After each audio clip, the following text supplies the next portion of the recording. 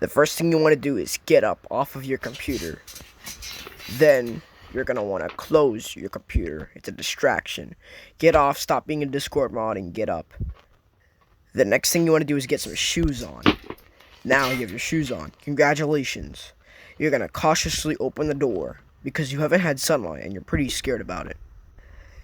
You're going to walk into your living room and then your kitchen. You're going to open the back door. Now, usually a normal human can do this fine, but because you're so nervous and you're an idiot and you never go outside, this is kind of nerve-wracking for you. You're very cautious about the sunlight. The sun instantaneously hurts your eyes, but you're admiring it.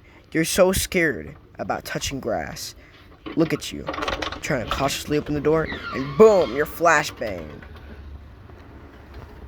You would look at it for a second, and you look at the grass, and you look around, and you try to touch the grass. You're scared of it. You touch it, and you realize, oh, it's not that bad. But look at you. You're admiring the grass.